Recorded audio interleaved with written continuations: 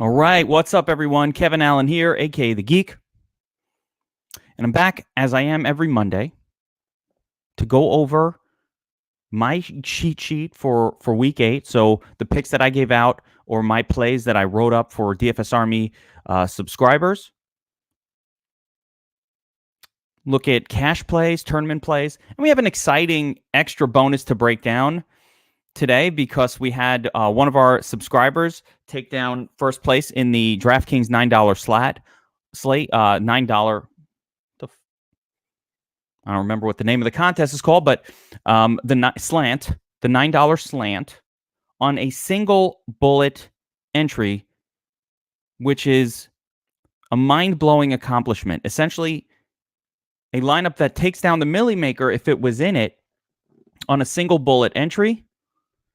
Even more impressive, all of them, almost every player in the lineup was a 4 or 5 star Geeks Picks play, which, I live for that. So that's really awesome stuff to see the sheet really delivering results. And we'll go through it all. We'll look at my cash game lineup, my primary tournament lineup as well for this week, see what I did. If I actually do what's written on the Geeks Pick sheet, you get a chance to check it out. So I like to go back each week and look at what worked and what didn't work right off the sheet and kind of where we were at and what we thought of the slate and how it all came together. So let's get rolling. What you see in front of you right now, what you're seeing in front of you right now is the week 8 pick sheet that I put out. And this is where I'm looking at the DraftKings side for whatever reason. So, take a look right off the bat. I mean, you guys, everybody who's DFS Army subscriber has access to this amongst the many, many other things that we have going on. DFS Army, projections, tools, optimization, everything good. But you get the Geeks Pick sheet, which is my content, aside from all the podcasts and everything else. So if you did nothing else and you checked out the sheet, take a look up top. I gave a warning about Russell Wilson, and my warning came true. With Matt Ryan out for the Falcons were simply not able to produce enough offense. We know what Wilson is all about. He doesn't score unless he's forced to. Let me bring up a results thing here so we can look at it just alongside, so I can bring up the numbers. I believe Russell Wilson scored. Let's see if that's under history. No. Let me go to. I believe if you click on NFL and you try to enter a contest, we'll get like a results thing somewhere. I never know where to find it. That's fucking annoying. All right, so I don't know how to bring that up. No, that's not where it is. I know there's a screen. Maybe if I look, I think I have one more idea for where to look.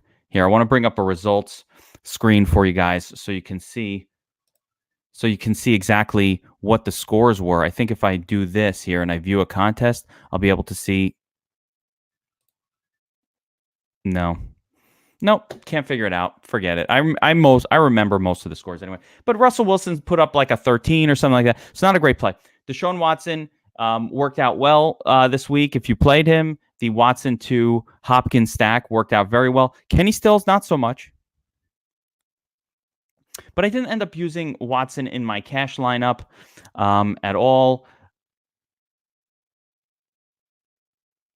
I ended up paying down as I normally try to do in cash games.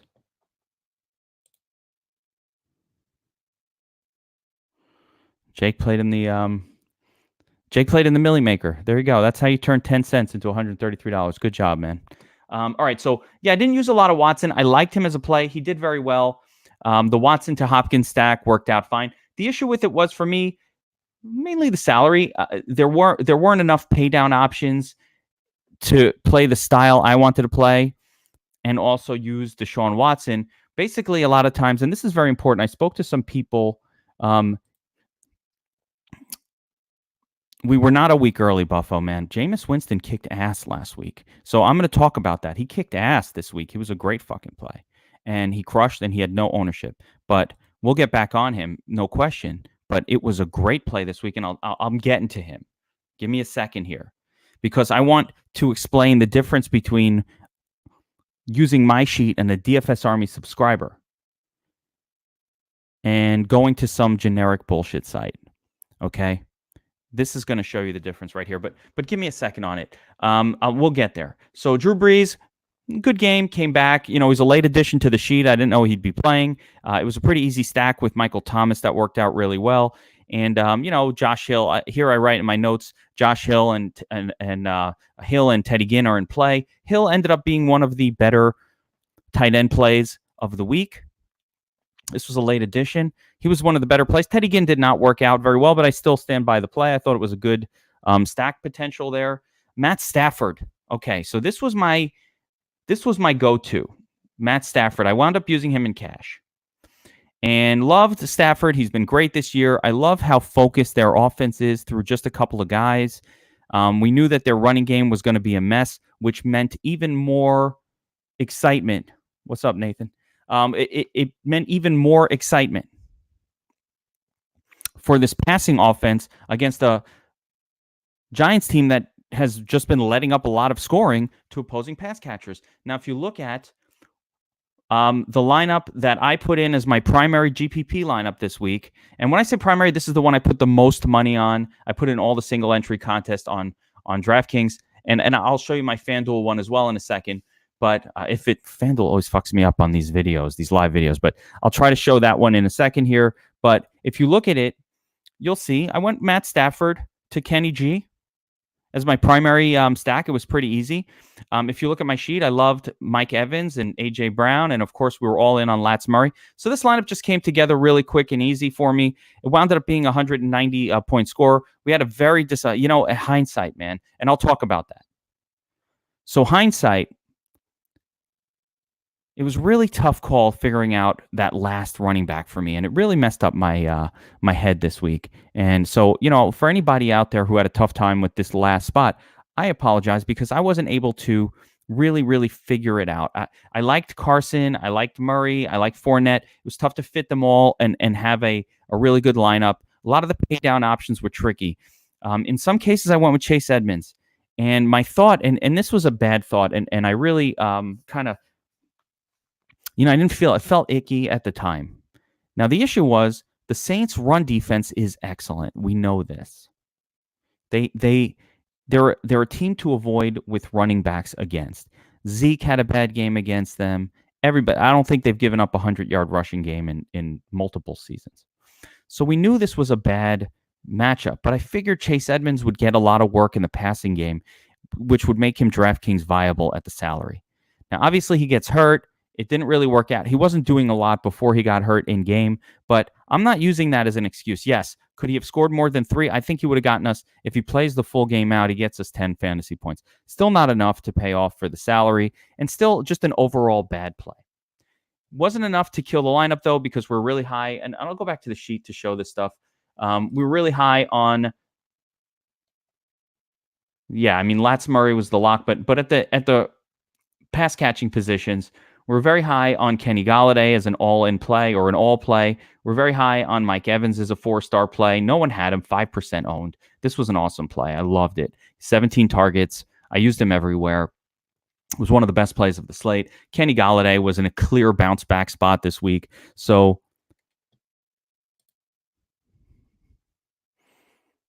yeah.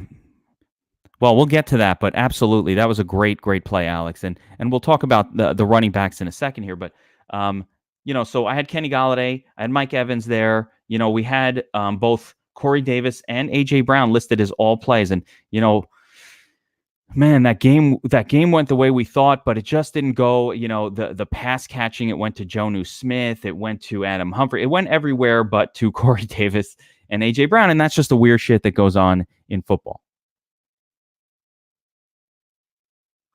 Now, Alex mentioned the Statsational sheet had 49ers putting up massive yards, and that's right. I mean, I had Coleman here, and you know what? This brings up a good transition to talk about the 50K winners lineup in a second. But I had Coleman here marked as a GPP play, very playable. But we know, at 50 at 5K, the issue with him was always going to be, we like his goal line usage, we like his usage in red zone plays compared to Breida. But, they brought out Mostert here. It's always tricky. They got a 3-man thing going on. But, it was such a smash game for San Francisco. But more so, Carolina has been better against the pass than the rush this year. And that was really the reason why Tevin Coleman made the sheet.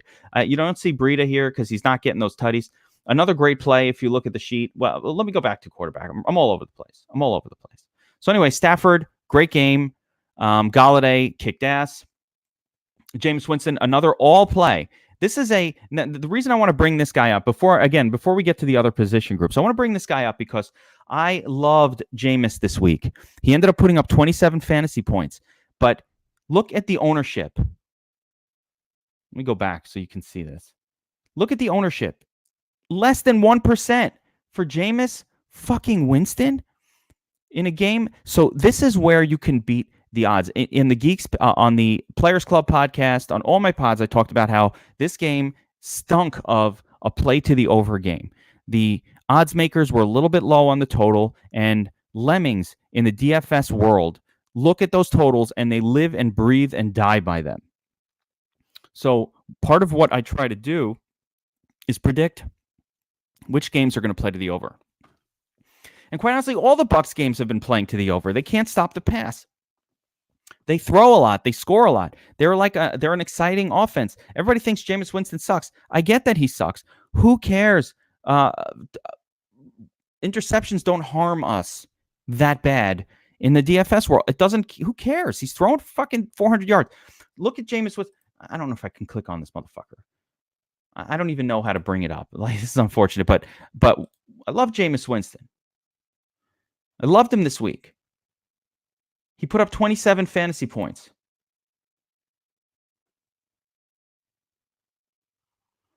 At no ownership. And if you stacked him with Mike Evans, you won all the monies.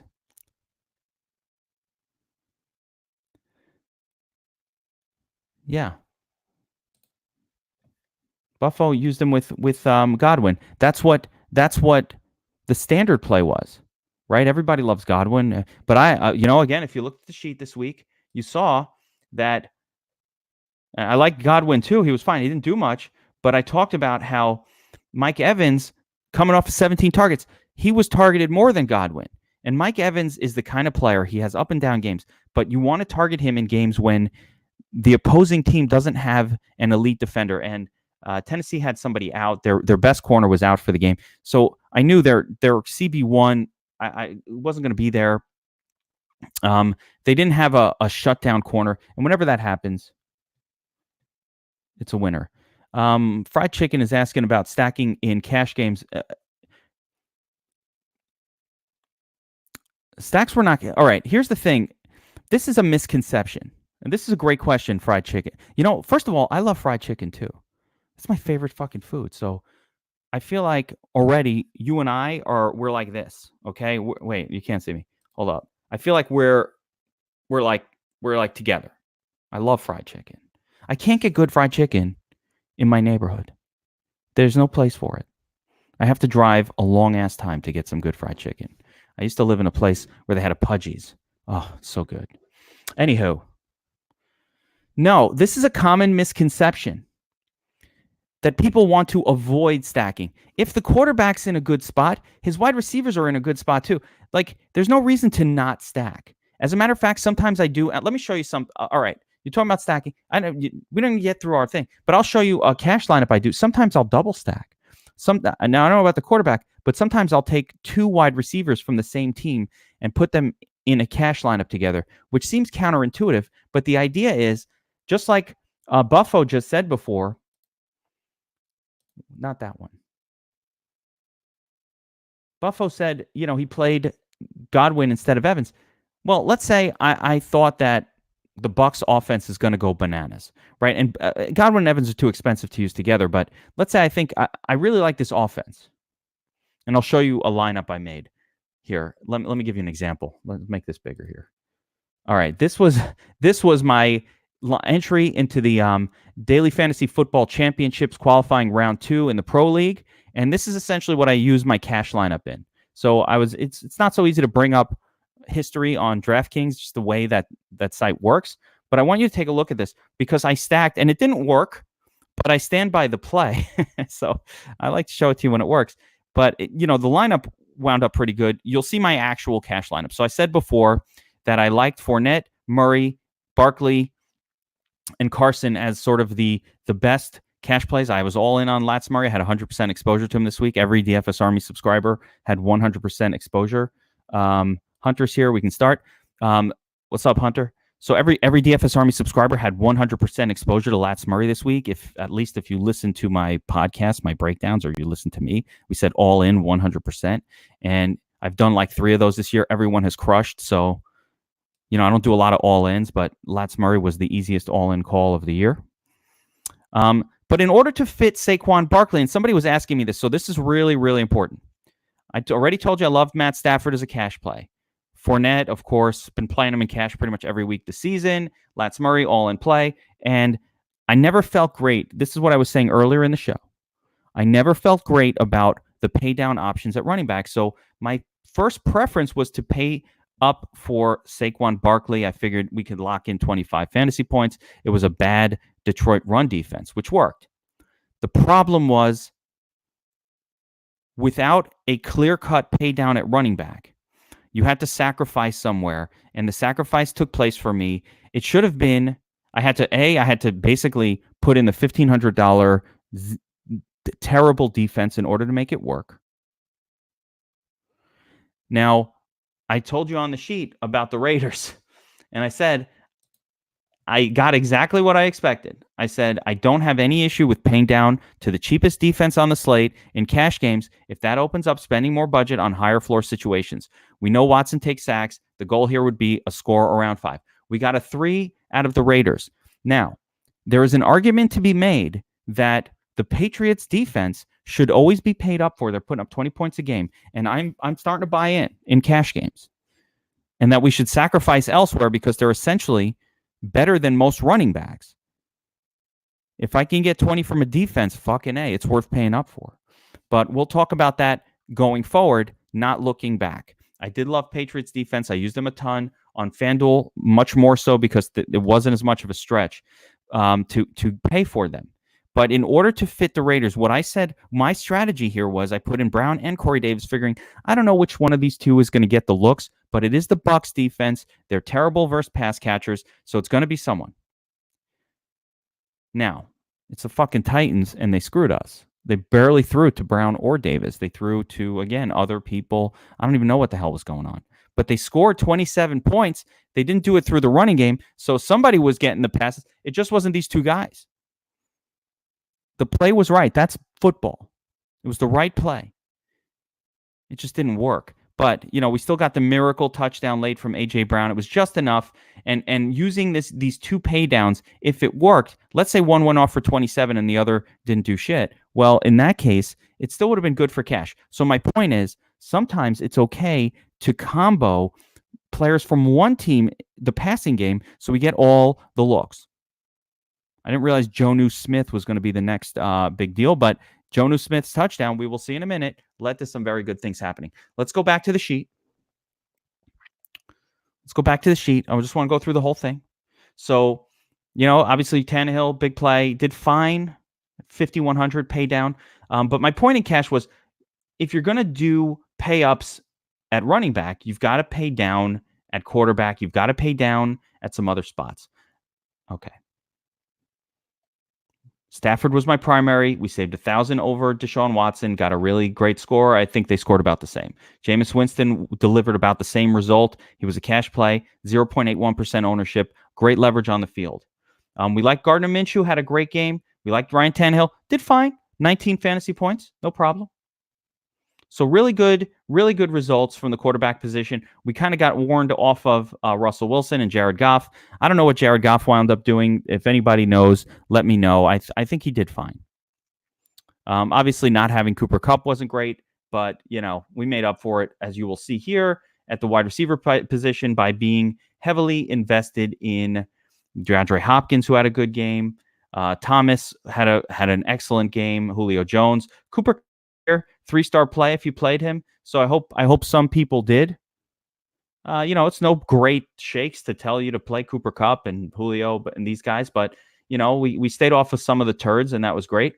Godwin missed, but Mike Evans, man, did he deliver. Kenny G, all play, crushed. Amazing, spectacular. DJ Chark had a good game. John Brown came off of him late. We'll talk about that. This is one of the values of being in Slack, being a DFS Army subscriber. When the win shit came up, we got off of that, and I'll show you how that actually led to the 50K win in a minute here. I was lower on Marvin Jones Jr., and this was a great call as well, so I hope that everybody followed along. A lot of people were going to jump on Marvin Jones Jr. this week. I said to get on to Galladay instead. Jones Jr. is too volatile of a player to pay this kind of salary for. He's coming off of a big game. That's the worst time to play a guy. Bad chalk. Now, Cortland Sutton, we put an all play on him. Got you 10 or 12 points. Nothing special.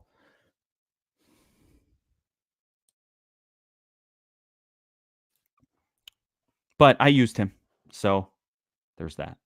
Kenny Stizzles also missed. It was all about Deshaun Watson. Very high ownership for this guy.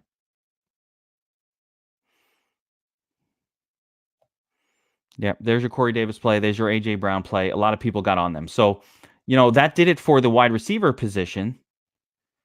And, of course, this was a weird week for tight end. Evan Ingram did okay. Kittle did all right. Most of these guys did okay. Hooper. No one did anything special. Josh Hill was pretty good. All right, so taking a look back at my lineup again, here's my primary tournament lineup. Came in third place in the chop block. Let's see what this paid. So that paid $250. It's a small contest. And the reason I'm bringing this up is because one of the things that I always talk about in DFS Army, Goff had a good game. There we go. Yeah. But the running game, which should have had a good game, did not. It was going to be one or the other. I was hoping, that was the whole thing with that game. It looked like a running spot for the Rams, but they just refused to lean on the run. It's weird. But let's talk about the chop block and this contest and why I like these kind of contests. Okay? This is what I talk about for DFS Army subscribers every time you listen to anything I do. I tell you, concentrate on contests without a lot of entrants. I'm not sure that clicks in for a lot of people. There are different types of players. So before I get into the breakdown of the big winning lineup, there are different types of players. Some players have a very contrarian mindset. The first thing they think is like, oh, let me do some weird shit. Okay, let me play some guy in a terrible spot. This past week, it was like, hey, I want to play Odell Beckham. If you thought, I want to play Odell Beckham, I'm really excited to play him against the Patriots, then you have a contrarian mind. You should be entering the Millie Maker with that. That's like a play that wins the Millie Maker. Like, oh, yeah. Or, I mean, I didn't think it was contrarian. I love it when my kind of play works out to be contrarian. That's where Jameis Winston, I loaded up on that dude. I had 25% exposure to him in my 150 line. Why? Because it wasn't a weird, like, let me get cute and play Mitch Trubisky this week kind of play. It was, yeah, I love this guy. He's in a great fucking spot. Why is he only going to be 1% owned? That's bananas. Let me load up on this dude, right? There's a difference. But if you're the type of person that thought this past week, hey, let me load up on Derrick Henry in the worst fucking spot in the world, taking on a Bucs defense that hasn't given up shit to any running backs. Or if you thought, hey, let me play Nick Chubb because no one's going to be on him. Now, Nick Chubb had a decent game. He not great, but he ran for some yards. But if you thought yesterday, hey, let me play Nick Chubb because he's going up against the number one defense in the league, and the Patriots have stifled everything, so let me be cute about it. If that's your mindset, play in the Millie Maker. But if you're like me and you like to play good players in good spots, and when you see a Lats Murray in a perfect spot, instead of thinking, I'm going to fade him and be cute, you think, I'm going to play this motherfucker in every lineup that I make, right? If you thought, hey, I don't want to play Lats Murray, everybody's going to be on him. That spot looks too great on paper. Fuck that. I don't want high ownership at running back. If that's you, then play in the Millie Maker, right? Enter those entries in the 150,000 entrant contest. But if you're trying to make a smart lineup that's really good and smartly constructed, I was able to finish third in this contest with Chase Edmonds, a $6,500 or a $6,200 turd in my lineup. Okay? With A.J. Brown, who didn't do much. Okay? With Hunter Henry, who wasn't a great play. So the point I'm trying to get across right now, before we do the breakdown, is of the big winning lineup, is the point I'm trying to get across is you don't have to be perfect with your lineup or get ridiculous or too cute to win a small contest like this. Now you might think, well, you only made $250 on 50. Okay. You know what? I wasn't too far from making 500. That's 10x. I'll take that. This was just a $50 one.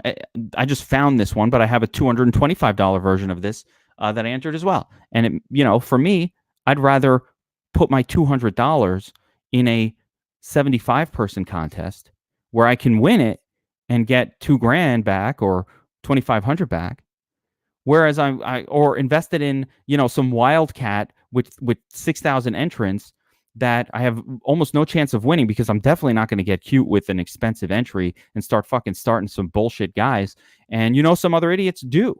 So let them win it, because those guys lose money over time. They constantly enter shit lineups. There are people who are great at that. But you got to win it. You have to win the contest. Eventually, when you have a contrarian mindset, you will win the contest once, and it will make up for all of the losing you do along the way. But trust me, those guys lose a lot all the time, because you can't play Mitch Trubisky in hideout and expect to win. Like, that's a once a season kind of thing. But you figure, if I get it right this one time, I'm going to make 50x, 100x on my money, 1,000x on my money, and it makes up for all those other times. So you have to have a certain kind of risk tolerance to do that. I'd rather just put the heavy money in the smaller contests, 50-person, 150-person, 75 entrant, 225 entrant. That's where you make the money in DFS, people. All right, let's continue to look at. All right, let's take a look at the 50K winner by Cuggy, aka Patrick W, in DFS Army Slack. And I was really impressed by this one because, number one, it's a single bullet. It's a single bullet. One entry. Never see that. Are you kidding me? One entry, $50,000 in the 500K slot. This is a contest with like 70,000 people in it. So let's see what the lineup looked like. Here we go. Now, if you just looked at the early part, this looks a lot like the Geeks pick sheet. Talk about Matt Stafford, Saquon Barkley, Lats Murray. Oh, there's the big winner. But Lats Murray got A.J. Brown. Didn't work out, but great play. Mike Evans. So this lineup starts off as a stack with Matthew Stafford to Kenny Golladay. Come back with Saquon Barkley. We preach this all the time in DFS Army, guys. Quarterback, wide receiver, comeback player from the other team, Saquon Barkley.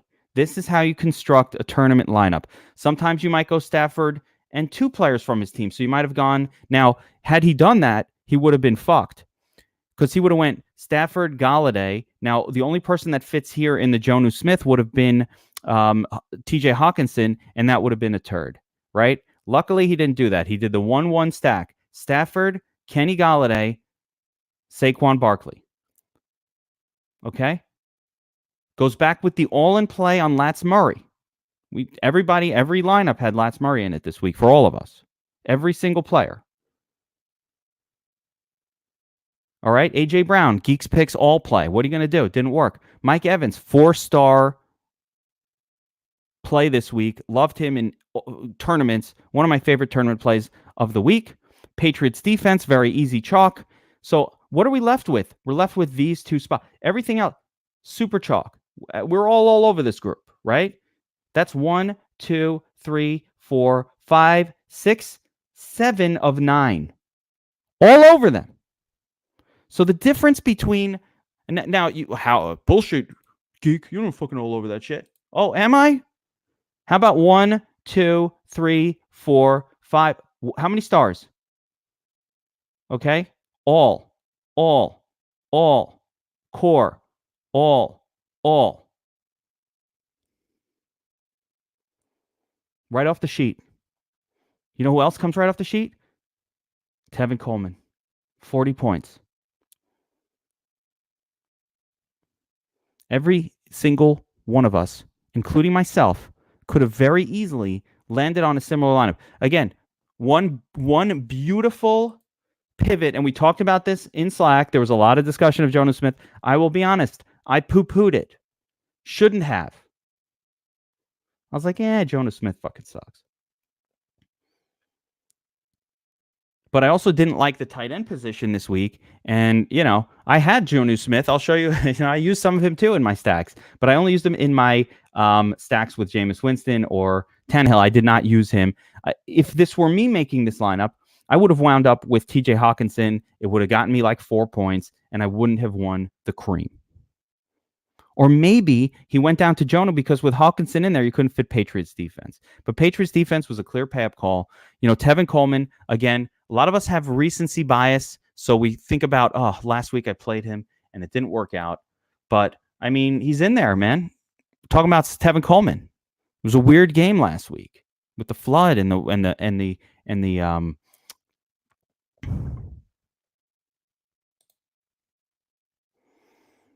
weather last week. So Coleman, no one did anything. But he was back to being who he was. Very low ownership play. If you look at some of these other guys, though, chalk, right? We got 4-star play, Mike Evans. We loved Kenny Golladay. We loved Brown. Didn't work. Of course, we loved the Patriots defense every single week. Loved Matt Stafford. So this was a lineup that every single one of you guys could have come up with just by popping a lineup in. Now, if it were me, I probably would have wound up defaulting from Coleman. He was not my default play. I would have went down to the player from Detroit that was the backup running back. But thinking about it in hindsight, with some of the ownership that was going to be pushed to that Ty Johnson guy, and with that ownership that went to Edmonds, it was a sharp play to look at, and a lot of stupid ownership that went to Sony Michel. Not on my list, motherfucker, but other people's.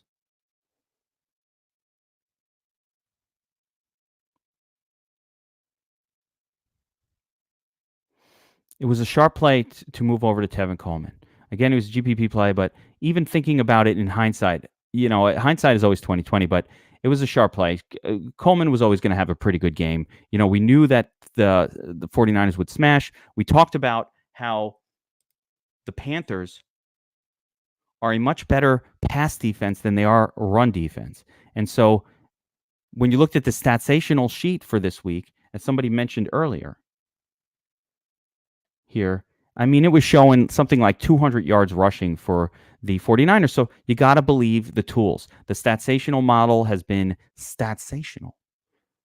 I also want to mention that my man John the Beat the Bookie crew for DFS Army went crazy this past weekend. Crushed it like I've never seen before. John was 5-1. All of the guys killed it. It was amazing. So if you're not a DFS Army Beat the Bookie subscriber and you're watching this, you should. If you want a sports gamble, you should be over there. We have some of the sharpest gamblers in the world, and what we charge for Beat the Bookie, especially for DFS Army subs, is like a quarter of what any other site like what we do charges. And it's because I don't like to I like you guys to win. I'm trying to set it up. I want to pay those guys for delivering the info, but I'm not trying to be greedy on it. Ryan, for me, running back and quarterback are where I've always been able to shine. If I could just figure out how to figure out the wide receiver position, I had to be printing cash every week, but wide receiver is super volatile. We talk about it every week. There's an 80% bust rate at wide receiver, or longer term for high-owned wide receivers, it's closer to 70%, whereas the bust rate for running backs is much lower, closer to 50% overall for high ownership ones. And quite honestly, my bust rate for running backs is way lower than that, because that's what I believe in certain things, and they do tend to come true. I believe in volume. I believe in opportunities. And when you get running backs who get a lot of opportunities,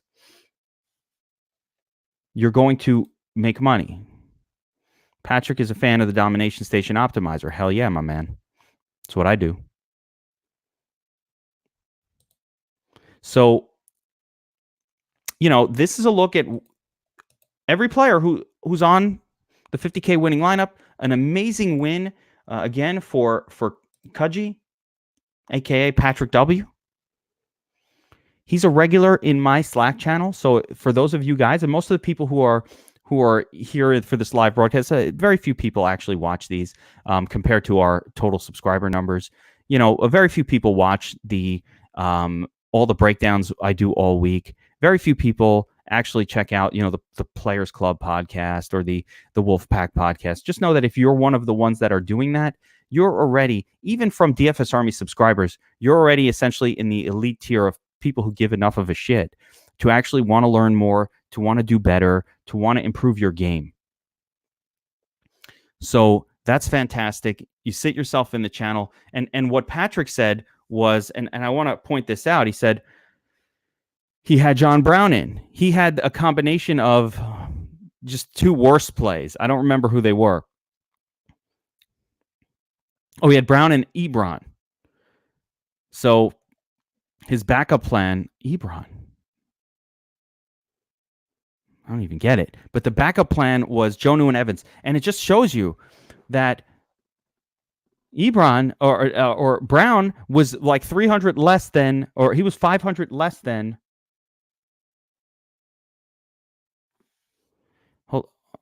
He was 500 less.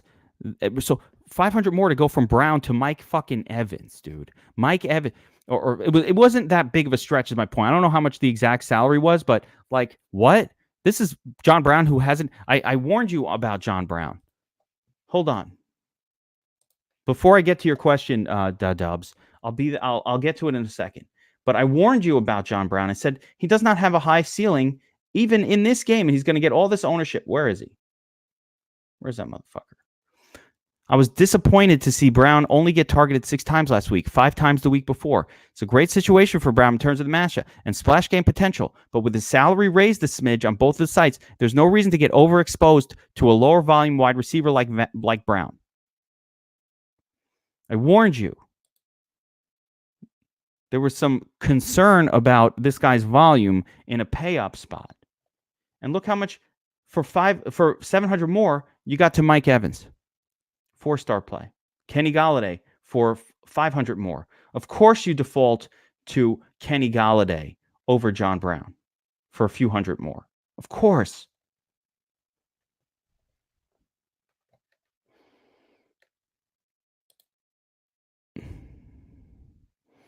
I Love Fried Chicken said the lineup that the optimizer gave him only got him 177.6 points. Now, what I want to point out is, had you put that lineup into cash games, you double all your money. But more so, if you would enter that lineup again in small tournaments, the 33, the 50-man, the 20-man, you're winning all those contests, or you're doing really well. So that's what we're looking for. You can't judge anything based on can it finish in the top 0.01% of entries. You have to judge based on, can I finish in the top 50%? I talk about this all the time on bankroll management discussions, how if you're holding yourself to entering contests that only pay out the top 20% of finishers, and the top and the 20 through 10 only get like 1.5x, you're never going to be profitable at DFS. That will never work until you win that contest. Like you pull off, you don't pull off the win that way. To beat out 70,000, 100,000, we see that Cuggy Patrick W did it. He did it. It can happen. One entry, but this is a 1 in 70,000 chance. This is not going to happen very often. Now, let's say you use the Geeks pick sheet and the tools. Let's say you could double your chances compared to the field. So it's still a 1 in 35,000 chance. Like, you're not doing this every week. I've entered that. I've never won that contest. I've won tournaments that size, but I never won that contest. I enter it all the time. Because it's 1 in 35,000 odds. That's still crazy long odds. You're not going to win that frequently. You're lucky to win that once in a lifetime. So, you got to wait a long time till variance comes your way. I didn't even talk about my FanDuel lineup yet. Let me get to these questions. Can you elaborate for me? The Dubs asks. Can any DK member, even with a high bankroll, enter low budget contests? For example, free contests up to $1. Yes. until I've entered the way DraftKings works. I believe it's DraftKings and I'm not sure. One of the sites doesn't have any restrictions on what contests you can enter. I think on FanDuel, it might be where if I've entered $1 million worth of contests in my lifetime, has no bearing on my bankroll. If I've entered $1 million worth of contests in my lifetime, they ban you from under $5 contests. The reality, though, Dubs, is you can't get enough action under, like someone like me, I can't get enough action in the $1 to $4 range for cash games to build up as much cash game entry as I want. Chris is asking, why is there no $1 million winning lineup for FanDuel? Yes, they get smaller as the season goes on. Fewer people. That just happens. Both sites are doing that.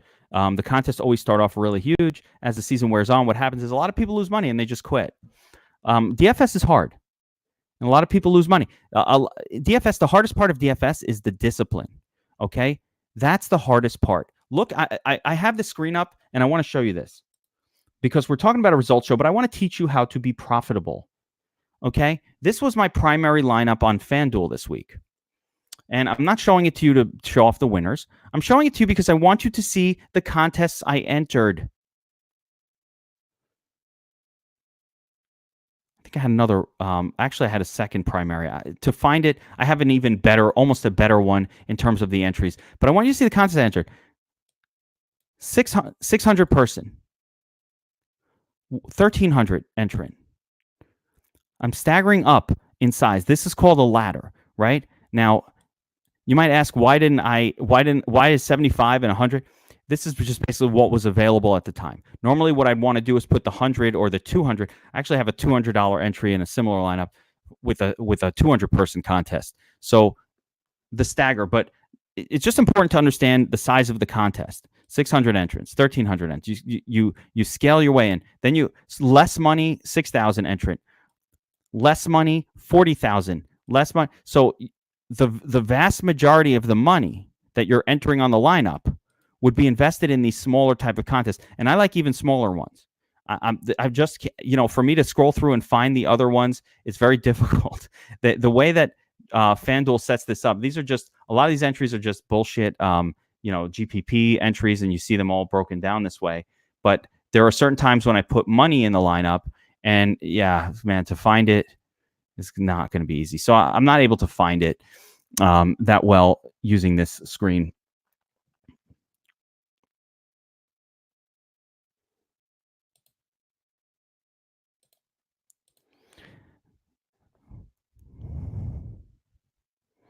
Alex is asking about $1 GPP, 20 entries. So, Alex, if you entered 20 entries in the $1 GPP and you did a 4x return, that means some of your lineups were very, very good. And had you entered them in smaller contests with higher dollars, the higher dollars are not easier to cash in.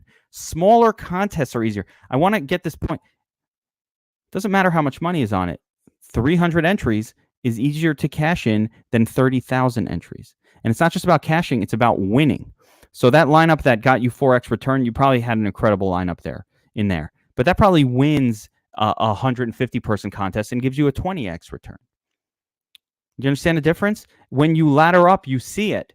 You see it in the entry amounts. Like, I don't have a great example on my screen. And again, I cannot, doing a live show, scroll through it. But you see it.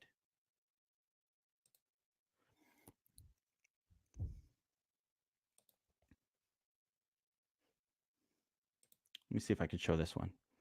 I mean, I guess this is a decent example. This 190 wouldn't have done shit in a big tournament. I'm lucky to get 1.5x this week. Okay, but here it was good for 5x. So had I entered the same exact lineup and laddered up, this is a 50 person, I got 5x for a 190. Let me, you know what? Let me see if I can give an example of an actual tournament. Okay, and you'll see that a 190 didn't return shit in a big tournament, but it got me 5x in that 45-person contest. This is how I make all the monies. Okay, it's not by entering. Fuck, it's so tricky.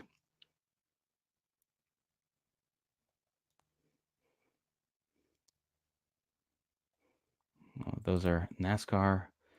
So tricky to do this live, but what I'm gonna do right now is I'm gonna find a big contest, and I'm gonna show you what a 190 would have brought.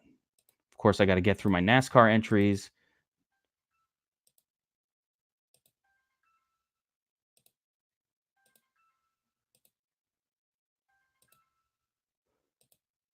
So many entries. This is the challenge when you enter this many content. And now we're back to NBA. So I don't even know how to find this. I always try to do this live, and it's really tricky. But my guess would be, and I'm gonna try to find this as I continue to talk, but that a 190 in the slant that, for example, that Cuggy won wouldn't have done shit. I probably don't even get 2x on my money. Why is it all NASCAR? Jeez.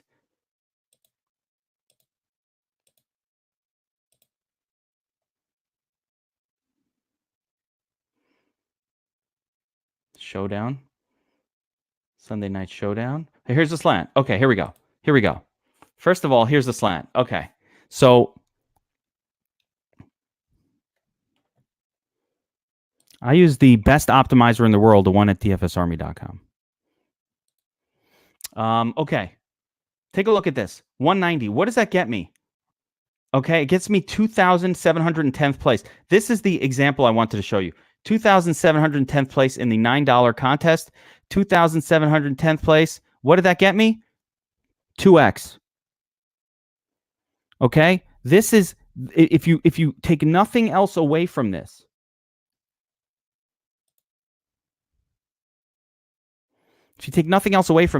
understand that in a 55 entrant contest, my 190 got me 5 times my money.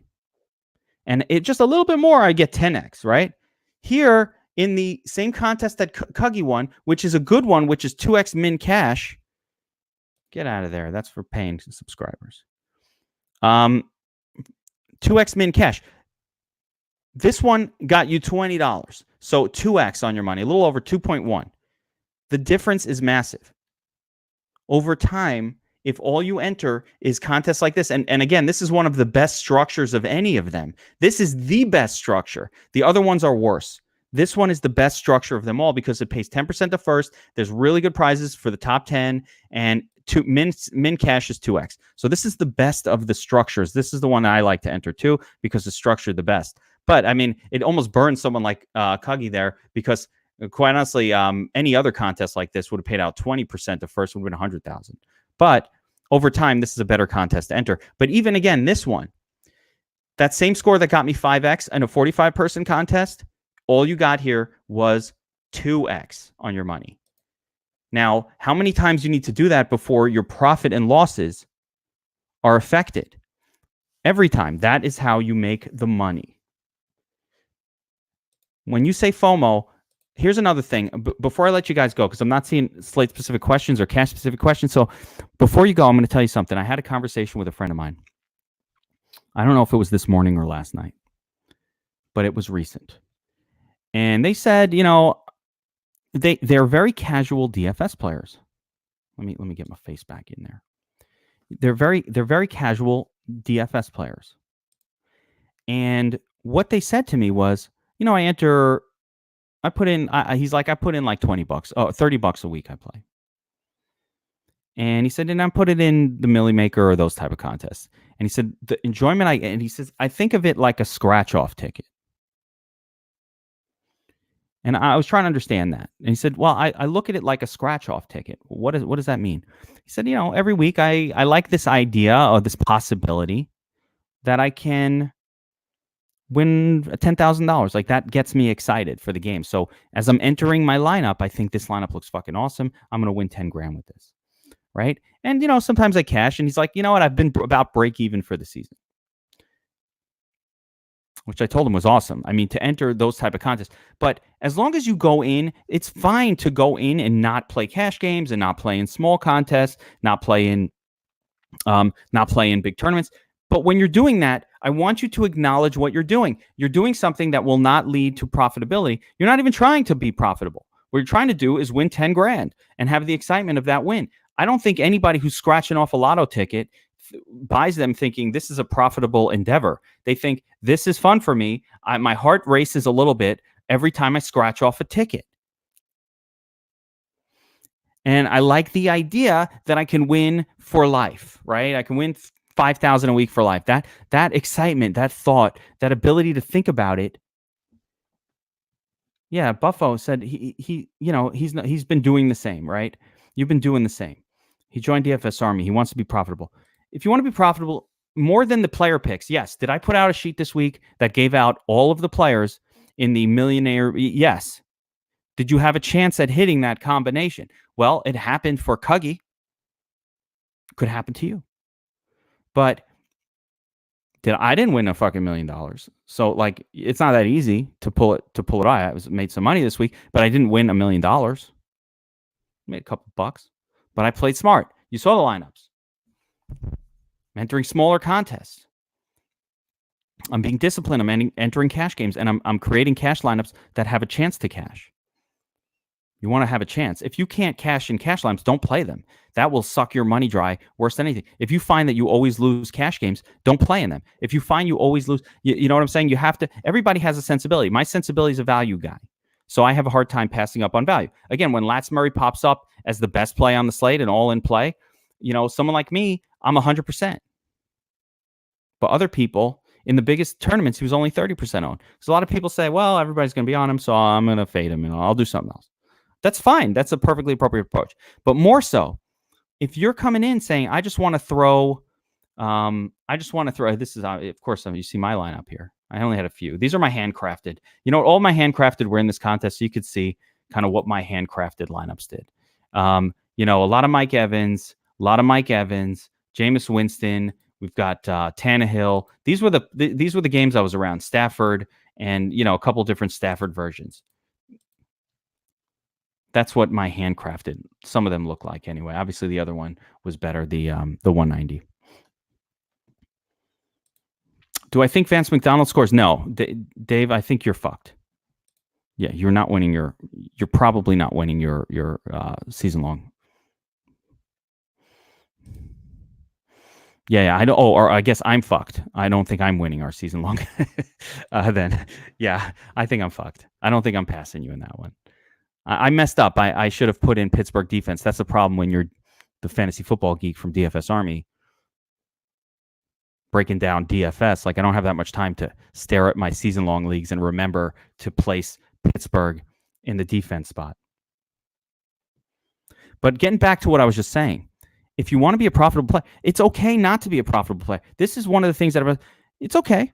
It's fine. If you want to enter these type of contests every week, and try to go for being in the top 0.01% out of 100,000, and you're okay with the fact that that is not a profitable strategy most of the time until you hit the first place.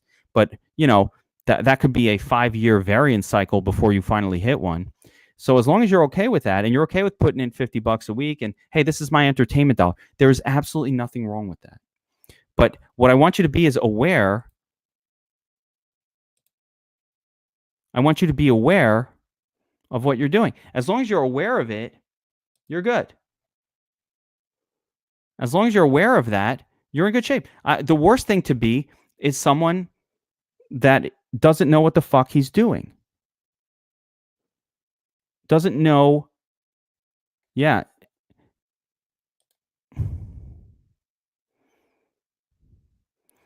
The Dubs, this is a great question. Why in the single entry and free single entries? I keep telling you this, and guys don't understand. It doesn't matter if it's single entry. The only thing that matters is how many people are in the contest. This is a common misconception. It doesn't matter if it's a single entry. The only thing that matters is how many people. There are no perfect lineups in them unless we're talking about showdowns. Even the Millie Maker winner is not the perfect lineup, to be clear. There has never been a full slate of NFL where somebody hit the perfect lineup in any contest ever. No one hits it. It never happens. But it doesn't matter if it's a single entry. The only thing that matters is how many lineups are in the contest. Don't be misconstrued. Single entry doesn't mean shit. All that matters is how many entries are you playing against? Am I playing against 50? Am I playing against 50? Am I playing against 500,000 other entries? Am I playing against 50,000? A lot of people can't really wrap their brain around what a large contest is and what a small contest is. And that's a big problem for a lot of people. Because people are like, well, a small contest, what is that, 10,000 entrants? No. A small contest is 50 entrants, 25. 10,000 entrants is a big fucking contest, and you're not winning that unless you get cute. I'll show you one last lineup, my primary FanDuel lineup here. Let's see if I can crack this open, and you'll see again a lot of the names that. Oh, there's Nicky Poo, DFS Army sub. Hey, what up? 6th place, not bad, Nicky Poo. Let's look at yours too. All right, again, just want to show that these are the plays that I talk about. These are the plays that I use. Stafford.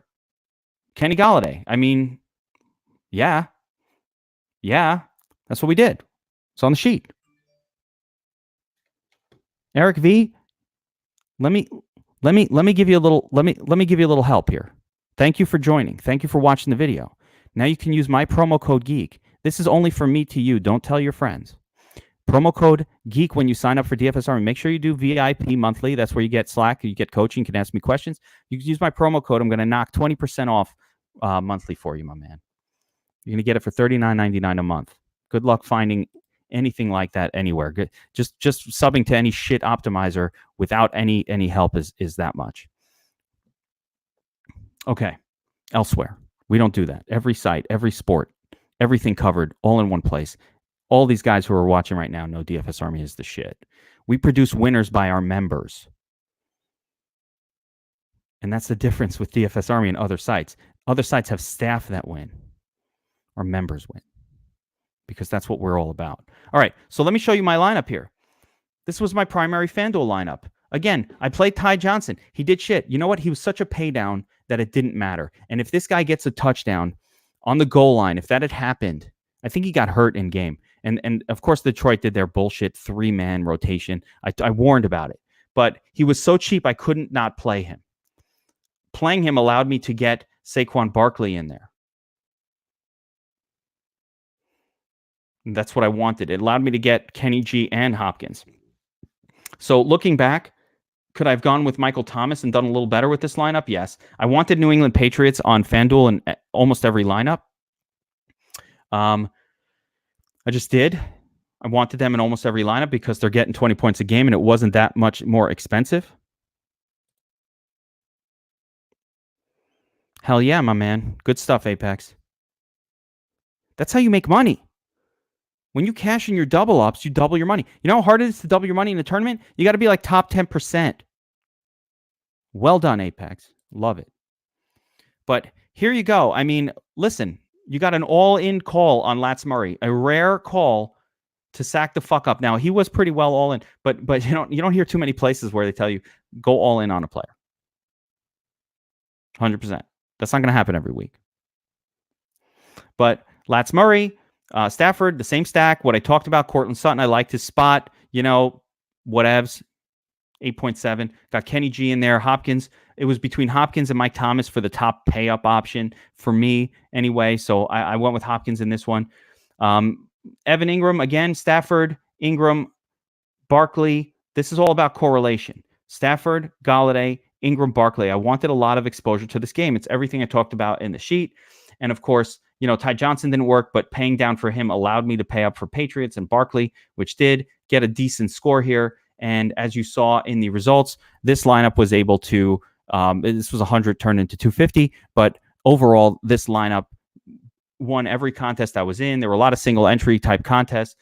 Nicky Poo, let's look at Nicky Poo. What did he do? Very similar, except he got the Coleman cheat code in there. That was it. Paid up for Watson, got the Coleman cheat code going. Paid down for Gurley in a good spot, didn't work. DJ Shark, we talked about him all week. Patriots defense, similar kind of lineup, a couple of switches, 191 points, $1,500. Guys, that's it. 1 hour in. I'm gonna call it a review. I will be back later today, so stick around. Don't go too far. I'll be back to break down the showdown. And then I think I'm going to hold off till tomorrow to do the Week 9 first look lineup. If you're watching this right now and you're not a DFS Army sub, that's okay. We do a lot of video content, shit like that. You'll eventually want to sub because you'll see us winning. But in the meantime, make sure to like and subscribe to this channel. And there's a little button somewhere in the corner somewhere. A little button somewhere on your screen where you can get alerts for whenever a new video comes out. You want to do that because as I'm looking at it right now, 48 people watching this. It's amazingly few that watch it live. Okay.